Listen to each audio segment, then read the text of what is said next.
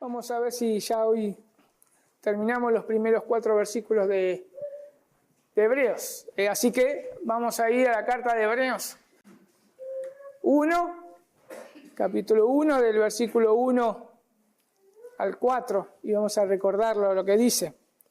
Dios, habiendo hablado muchas veces y de muchas maneras en otro tiempo a los padres por los profetas, en estos postreros días nos ha hablado por el Hijo, a quien constituyó heredero de todo y por quien hizo el universo, el cual, siendo el resplandor de su gloria y la imagen misma de su sustancia, y quien sustenta todas las cosas con la palabra de su poder, habiendo efectuado la purificación de nuestros pecados por medio de sí mismo, se sentó a la diestra de la majestad en las alturas, hecho tanto superior a los ángeles, cuanto heredó más excelente nombre que ellos.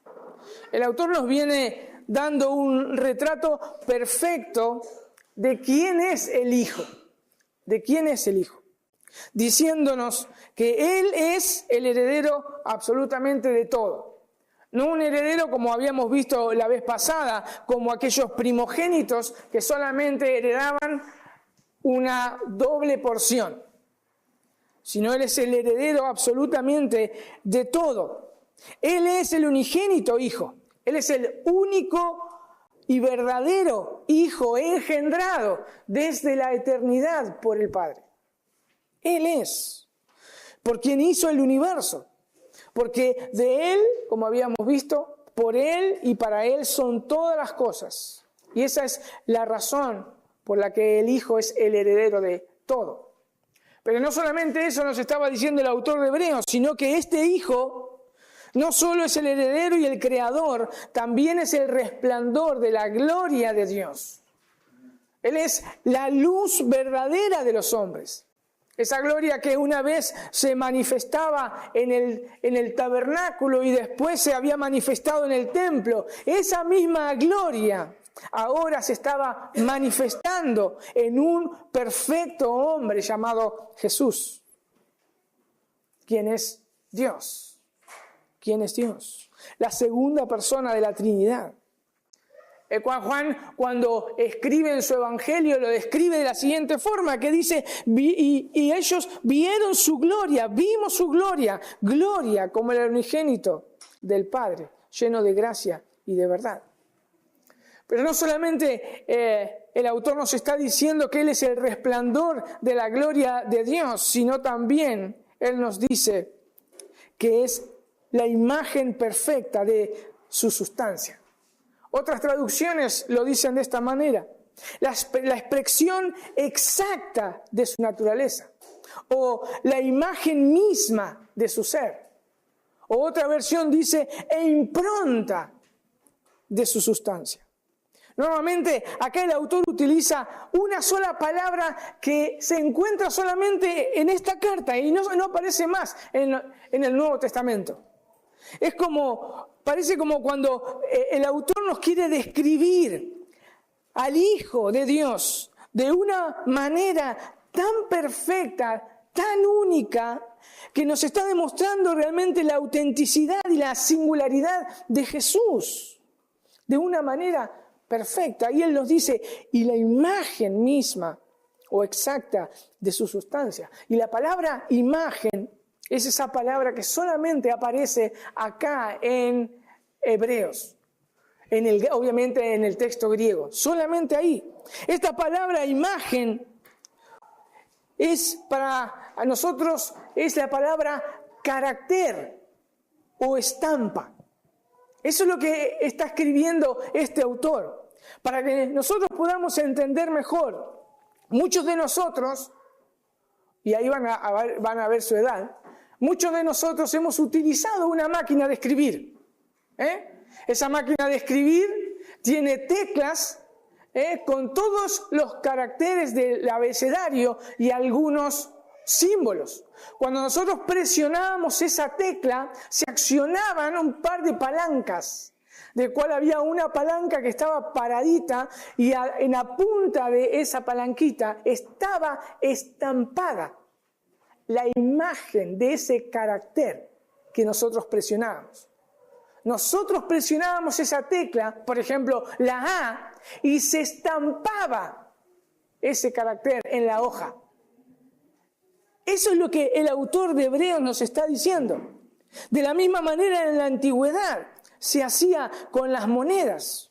Se estampaba o se acuñaba la imagen del rey o la imagen de un ser superior o señor. Por ejemplo, tenemos el caso, si ustedes van ahí, en Mateo 22, del 16 al 21, cuando los fariseos tentaron a Jesús y mandaron a sus discípulos para decirle lo siguiente. Mateo 22, 16 dice, y le enviaron los discípulos de ellos con los herodianos, diciendo, Maestro, sabemos que eres amante de la verdad y que enseñas con verdad el camino de Dios y que no te cuidas de nadie porque no miras la apariencia de los hombres. Dinos, pues, ¿qué te parece? ¿Es lícito dar tributo a César o no?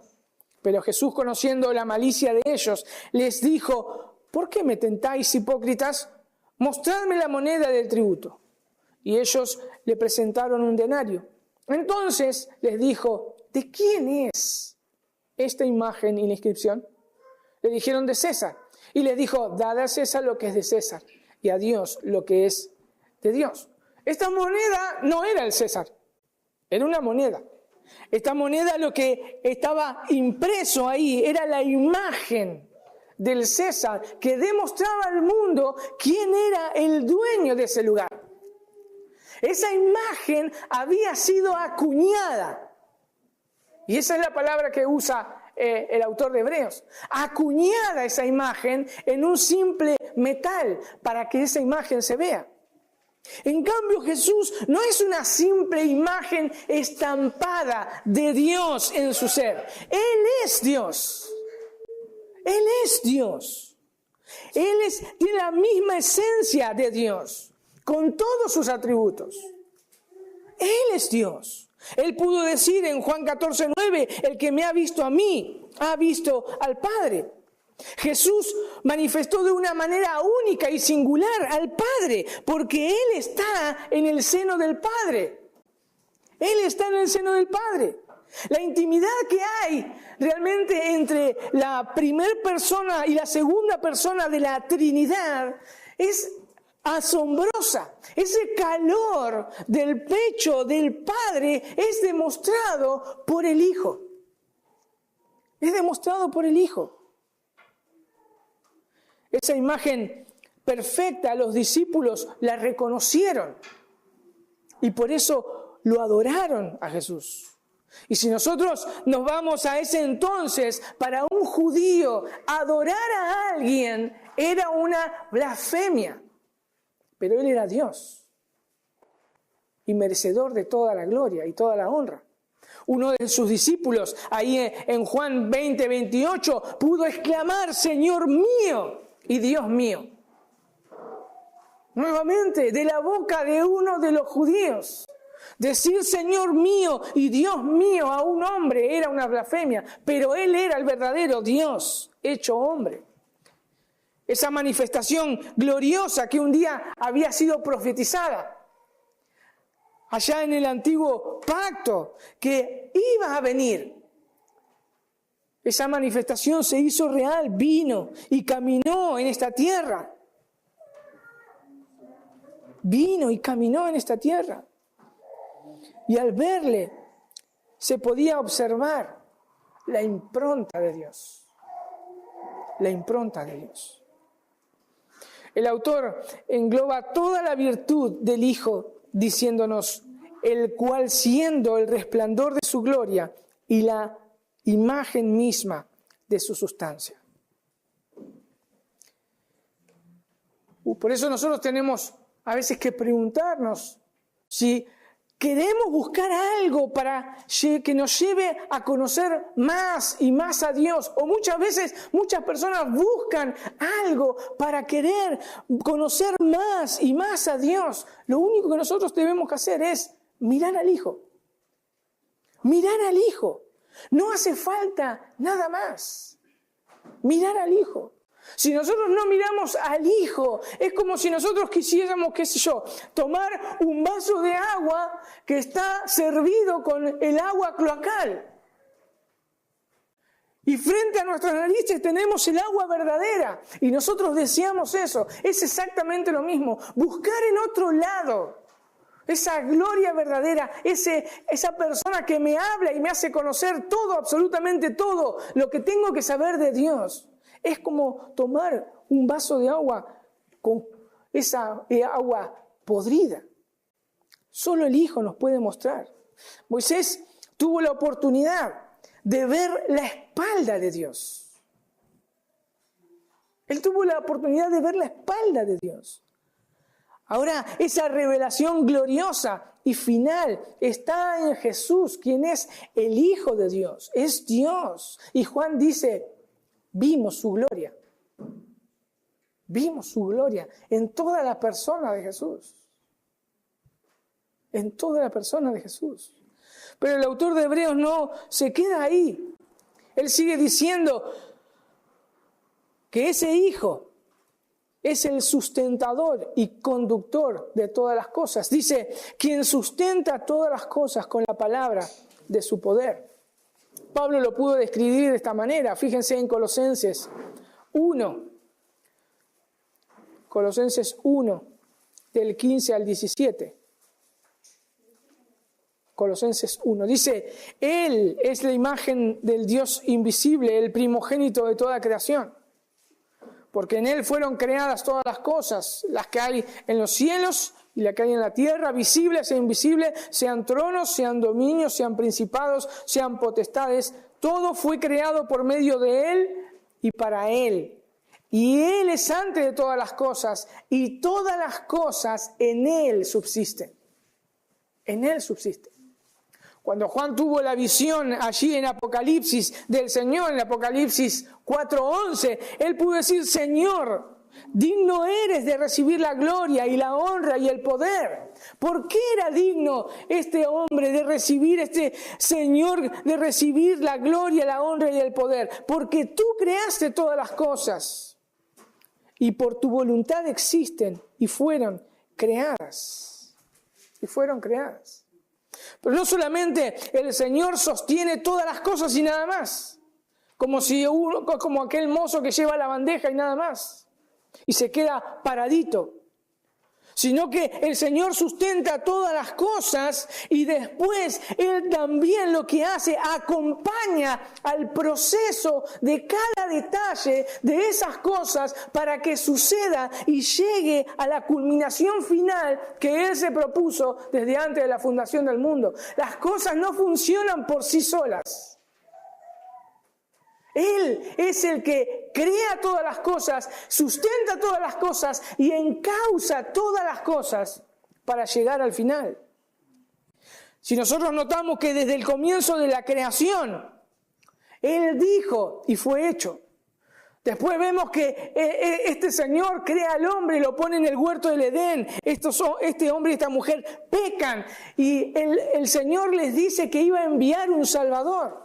Y ahí comienza ese plan perfecto de salvación que comienza desde el pensamiento de Dios ahí en la eternidad. Y se fue cumpliendo cada cosa que se había propuesto Dios hacer. Todo. Ese Salvador había venido, murió, resucitó. Y un día va a volver por su iglesia y a juzgar a vivos y a muertos. Un comentarista dice lo siguiente, dice, el Hijo lleva todas las cosas para hacerlas llegar a su destino final. Y lo hace por una simple declaración, por su palabra poderosa. Cristo, el que gobierna el universo, pronuncia una palabra y todas las cosas escuchan en obediencia a su voz.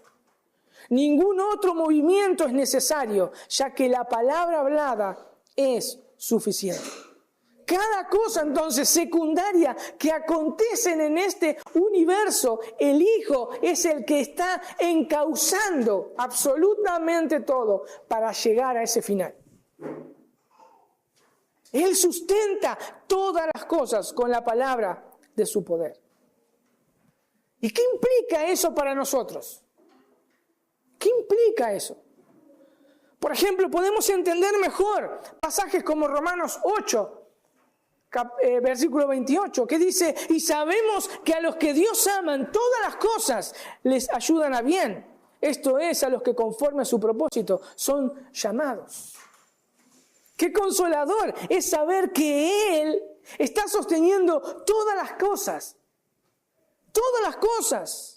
y encauzándolas para llegar a ese final que se propuso desde la eternidad.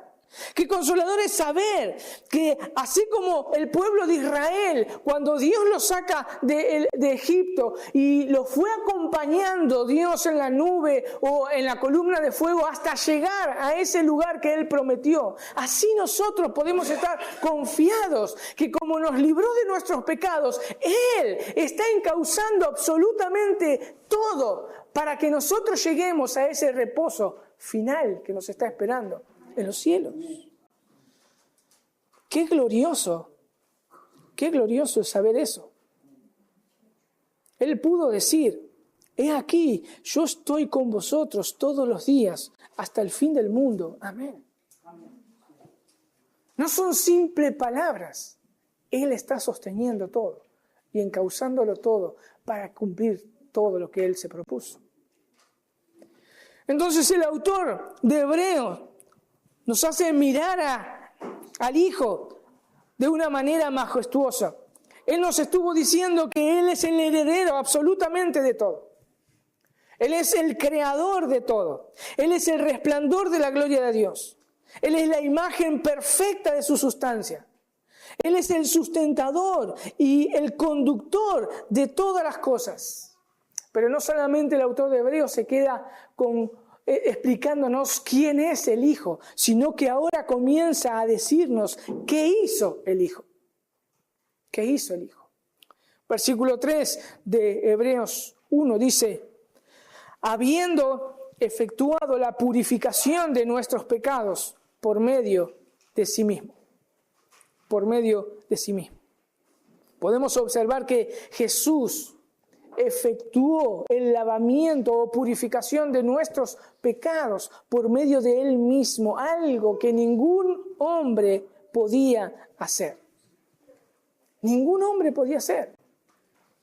¿Qué quiere decir que Él efectuó la purificación? ¿De dónde lo saca el autor de Hebreos? Bien, en el Antiguo Pacto, y por lo que vimos en la introducción de la carta, esto se seguía haciendo porque el templo seguía en pie.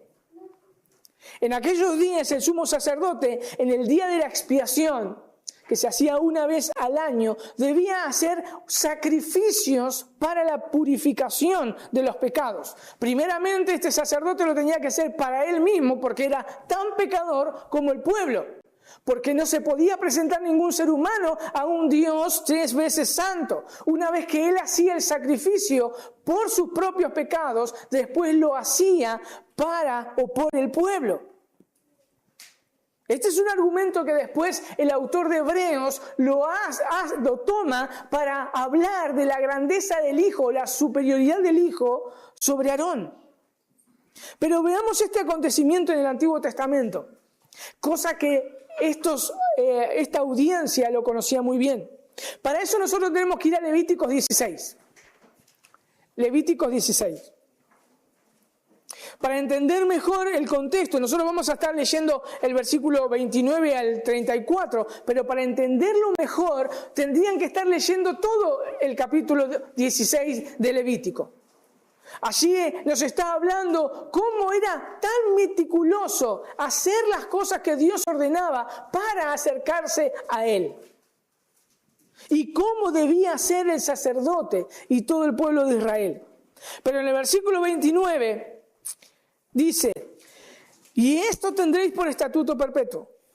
En el mes séptimo, a los 10 días del mes, afligiréis vuestras almas y ninguna obra haréis, ni el natural ni el extranjero que mora entre vosotros. Porque en este día se hará expiación por vosotros, y seréis limpios de todos vuestros pecados delante de Jehová. Día de reposo es para vosotros, y afligiréis vuestras almas. Es estatuto perpetuo. Hará la expiación del sacerdote que fue ungido y consagrado para ser sacerdote en lugar de su padre. Y se vestirá las vestiduras de lino, las vestiduras sagradas. Y hará expiación por el santuario santo y el tabernáculo de reunión. También hará expiación por el altar, por los sacerdotes y por todo el pueblo de la congregación. Y esto tendréis como estatuto perpetuo para hacer expiación una vez al año por todos los pecados de Israel. Y Moisés lo hizo como Jehová lo mandó. Esto se llevaba a cabo cada año. Y esta audiencia original lo sabía muy bien, porque como decía recién, se estaba llevando a cabo porque todavía el templo estaba en pie. Pero Jesús logró lo que ningún sacerdote pudo lograr. En primer lugar, Él se pudo presentar al Padre sin ningún intermediario, porque no tenía pecado. En segundo lugar, Él fue nuestro intermediario y también el sacrificio que se hizo por nuestros pecados. Él es el intermediario, el pontífice ante Dios. Él es el sacrificio perfecto, el Cordero de Dios. Él es. Pablo expresó de esta manera la obra del Señor Jesús.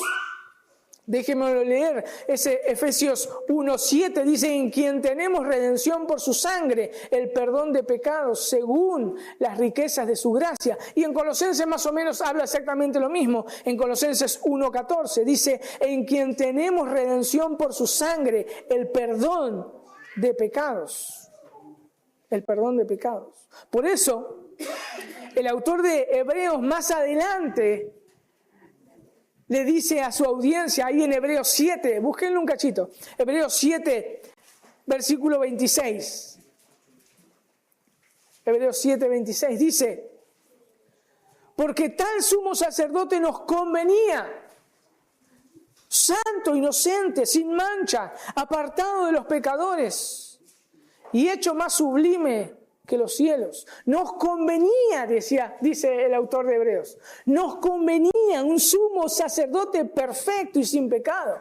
Nos convenía. Jesús hizo posible esa purificación de nuestros pecados, para que ahora nosotros, limpios por su sangre, redimidos por Él, ahora podemos entrar a ese trono de gracia, como el autor de Hebreos lo dice. Por tanto, teniendo un gran sumo sacerdote que traspasó los cielos, Jesús el Hijo de Dios, retengamos nuestra profesión, porque no tenemos un sumo sacerdote que no pueda compadecerse de nuestras debilidades, sino uno que fue tentado en todo según nuestra semejanza, pero sin pecado. Acerquémonos, dice el autor de Hebreos.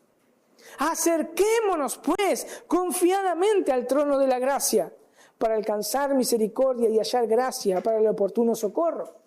Hebreos 4, del 14 al 16. Lo que hizo posible esta purificación de los pecados por medio del Señor Jesús es totalmente diferente, o es diferente a lo que pasaba en el antiguo pacto. Porque el sacerdote tenía que sacrificar un animal y solamente el sumo sacerdote podía entrar una vez al año al lugar santísimo. Cristo, por medio de sí mismo, que es nuestro sumo sacerdote y el sacrificio, hace posible que nosotros, como dice, confiadamente podemos acercarnos al trono de gracia. Por eso nos convenía un sumo sacerdote como Jesús. Eso es lo que nos está diciendo el autor de Hebreos, que es lo que hizo.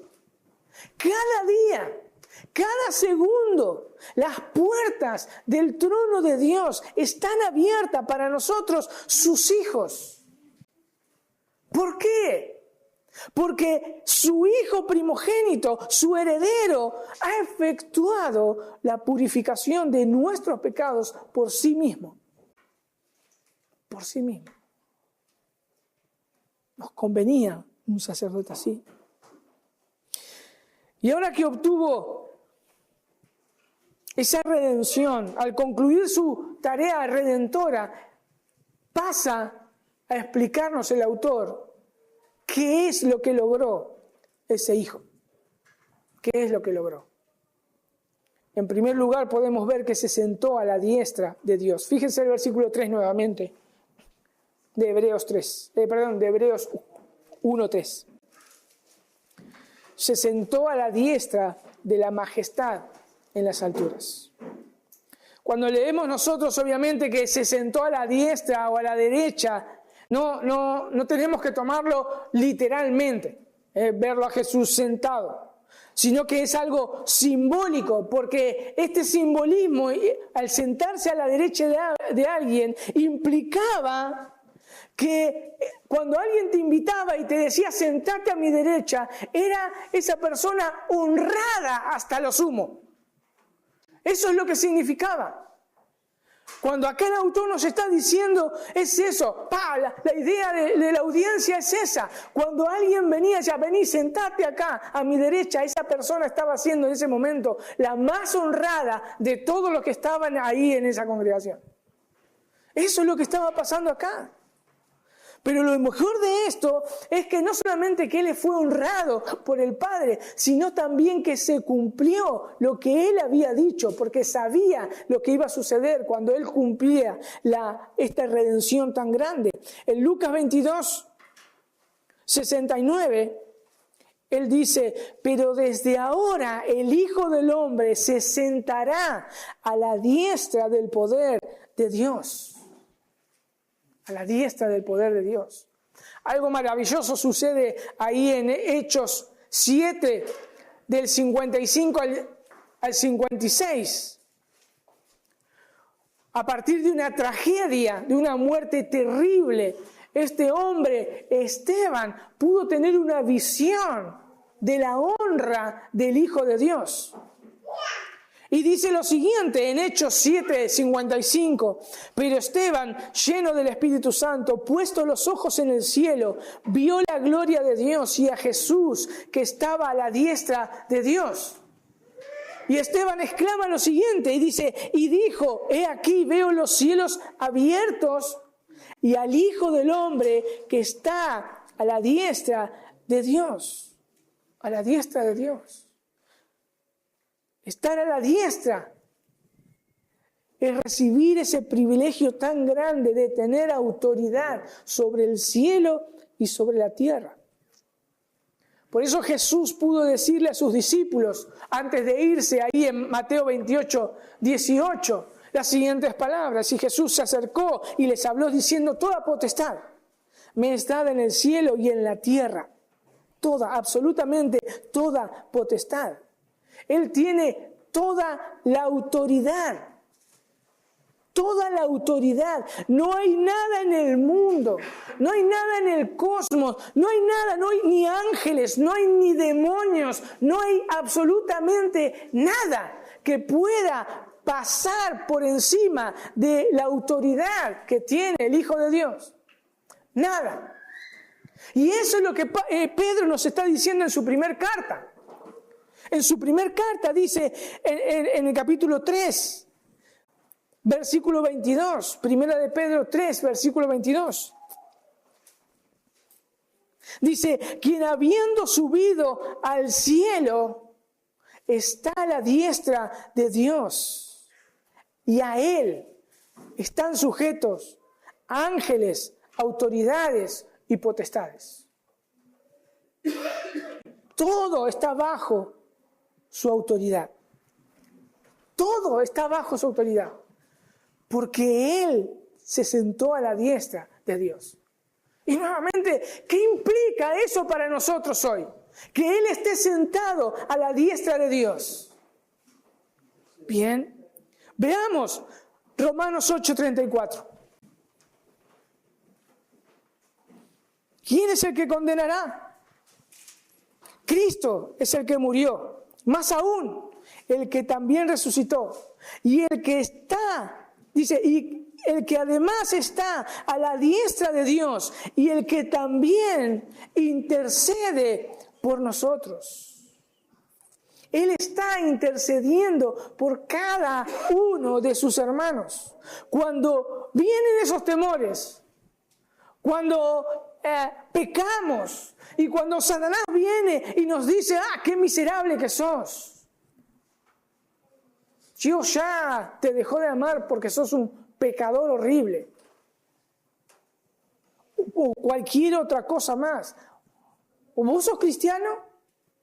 Cuando vienen esos temores, nosotros podemos estar confiados porque Él está intercediendo por nosotros. Y su Espíritu nos convence de pecado, de ese pecado que sí verdaderamente quizá cometimos, pero Él nos recuerda la obra redentora de su Hijo, porque ese es su ministerio. Convencernos de pecado y recordarnos la obra perfecta del Hijo de Dios, que obtuvo la redención y la purificación de todos nuestros pecados. De todos nuestros pecados. Pablo lo pudo decir, si pues habéis resucitado con Cristo, ¿qué tenemos que hacer? Buscar las cosas de arriba, donde está Cristo sentado a la diestra de Dios. Colosenses 3:1. Eso es lo que nosotros debemos hacer. Solo debemos mirar al cielo, donde Cristo está sentado. Y sí, nosotros tenemos que reconocer que somos pecadores redimidos por la sangre de Cristo. Y que luchamos y batallamos con nuestro pecado y contra la carne. Pero podemos confiar que Él está sentado a la diestra de Dios. Que su obra fue perfecta, completa y aceptada por el Padre. Y que porque ahora está entronizado a la diestra de Dios, Él está intercediendo por cada uno de nosotros. Y así es como nosotros le damos pelea al pecado, a la carne, para poder vivir una vida en santidad que le agrada a nuestro Señor. En un momento el autor de Hebreos les va a decir ahí en Hebreos 12:2, puesto los ojos en Jesús, el autor y consumador de la fe, el cual por el gozo puesto delante de él sufrió la cruz, menospreciando el oprobio, y se sentó a la diestra del trono de Dios. Él es el Señor, el que tiene un nombre. Porque eso es lo que después nos está diciendo el autor de Hebreo. No solamente Él logró sentarse a la diestra de Dios, sino que heredó un mayor nombre. Hebreos 1:4 dice lo siguiente. Hecho tanto superior a los ángeles, cuanto heredó más excelente nombre que ellos. Ahora, ¿qué significa que heredó un nombre? Bien, dice un autor, dice, el nombre en el contexto semítico era sustitutivo de la persona con todas sus cualidades. Esto quiere decir que Jesús heredó un nombre. El nombre es Hijo, pero lo heredó porque Él es Dios. Él es Dios. Si su nombre es Hijo, porque Él es Dios, esto quiere decir que tiene sus atributos. Y esencialmente, en su esencia es Dios. Dice un comentarista, este nombre, Hijo, equivalente a la dignidad esencial de su persona, no en el sentido de que no fuera suyo antes de la exaltación, sino en el sentido de poseerlo como propio eternamente. El título de hijo era suyo ya en los días de su humillación, y cita Hebreos 5:8, y lo era también antes de la creación, Hebreos 1:2. Pero por la resurrección de entre los muertos, Dios proclamó cósmicamente ante el universo y la creación entera que Jesús de Nazaret, a quien los hombres consideraban en el mejor de los casos como un gran hombre, era mucho más que eso. Era el eterno Hijo de Dios encarnado. Eso es lo que proclamó Dios cuando su Hijo vino a esta tierra, murió y resucitó. Heredó un excelente nombre. Pablo lo pudo expresar de esta manera, en un texto que muchas veces leemos y conocemos, en Filipenses 2, del 9 al 11. Por lo cual, dice, Dios también le exaltó hasta lo sumo. ¿Y qué hizo Dios? Y le dio un nombre que es sobre todo nombre. ¿Para qué? Para que en el nombre de Jesús se doble toda rodilla de los que están en los cielos, en la tierra y debajo de la tierra, y toda lengua confiese que Jesucristo es el Señor, para gloria de Dios Padre. Todo lo creado se debe postrar ante aquel que tiene un nombre que es sobre todo nombre para gloria de Dios. Todo lo creado.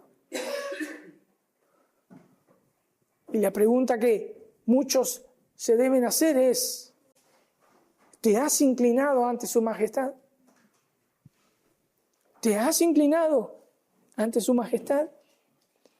Mis hermanos, si aún los ángeles, los demonios, y lo podemos ver en las Escrituras, se postraron ante la presencia de Jesús, porque ¿saben quién es? ¿Quiénes somos nosotros para no postrarnos delante de su presencia? ¿Acaso tenemos un nombre mayor que el de nuestro Señor Jesús? Toda la creación debe postrarse ante su presencia y ante su nombre. Él heredó un nombre. Él lo heredó. Y el Padre lo proclamó para que todos se inclinen y confiesen que Jesús es el Señor, para gloria de Dios. Para gloria de Dios. Y esto no es una invitación. Esto es una exhortación para que hoy se puedan arrepentir de sus pecados y poner su fe en la única obra perfecta de nuestro Señor Jesús, una salvación segura. Porque si no hacen esto ahora, para poder recibir al Señor como su Señor y Salvador, lo van a hacer cuando Él venga por segunda vez.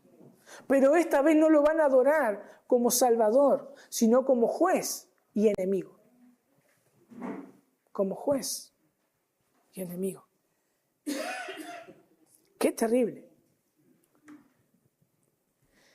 En conclusión, ¿qué podemos sacar de todo esto de los versículos 1 al 4? De que el autor de Hebreos nos fue llevando a ver ese retrato perfecto del Hijo de Dios. El Hijo nos reveló todo lo que debemos saber del Padre y su voluntad. No hay más revelación que buscar. No hay más revelación. Si alguien quiere buscar y saber quién es Dios, cuál es su voluntad, etcétera, etcétera, lo único que nosotros debemos hacer es leer la Biblia. Porque Él inspiró absolutamente todas esas palabras. También pudimos ver que el Hijo es el único heredero de todo. Es el único heredero de todo. Y sus hijos adoptivos, que son los creyentes que se han arrepentido de sus pecados y puesto su fe en la obra de Él, son coherederos con Él. Coherederos con Él. El Hijo es el creador de todas las cosas. Eso es lo que nos enseñaba el autor de Hebreos. Por ende, nuestras vidas no son nuestras, le pertenecen a Él. Porque somos sus criaturas. Cada persona que ha nacido, nace y va a nacer, le pertenece a Él. Cada uno. Otra cosa que nos dijo el autor de Hebreos es, el Hijo es la luz y el resplandor de la gloria de Dios. No necesitamos una visión de la gloria de Dios. No necesitamos una nueva visión de la gloria de Dios. Él la reveló en su Hijo. Ahí está plasmada la gloria de Dios. Su Hijo.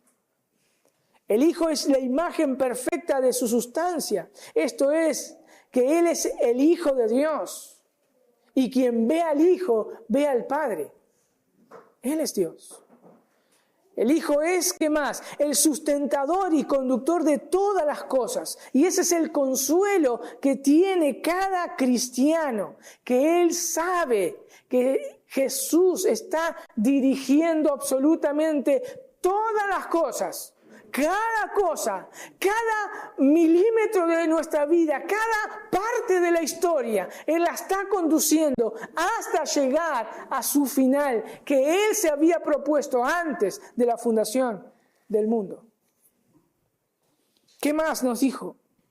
El Hijo logró la purificación de los pecados. No hay ser humano que se pueda presentar delante de Dios y decirle, déjame entrar a tu cielo porque fui una persona buena. Nadie en el mundo puede decir eso. Solamente los que se postraron ante el Hijo y pusieron su fe y se arrepintieron de sus pecados y pusieron su fe en la obra perfecta del Señor Jesús, ellos pueden ser limpios de todo pecado y ser salvos por el Hijo.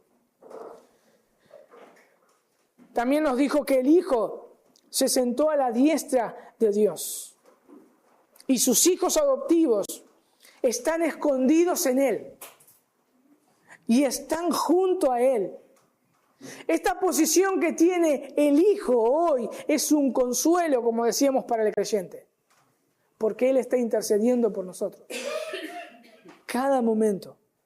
Él está pendiente de cada uno de nosotros. Y que además, algo que nos debe gozar, su Padre se deleita en escuchar a su Hijo. Y después, a lo último, el Hijo es el único que heredó un mayor nombre, que lo hace Señor, Rey, soberano de todas las cosas, de los cielos, de la tierra, de lo que está debajo de la tierra, sean ángeles, seres humanos, demonios, absolutamente todo. Y todos deben doblar sus rodillas e inclinarse ante su majestad. Como decíamos recién, muchos gozosamente se van a rendir ante la majestad de aquel que tiene un nombre que es sobre todo nombre. Muchos van a doblarse e inclinarse ante su majestad, aterrorizados, porque nadie quiere tener un enemigo como nuestro Dios.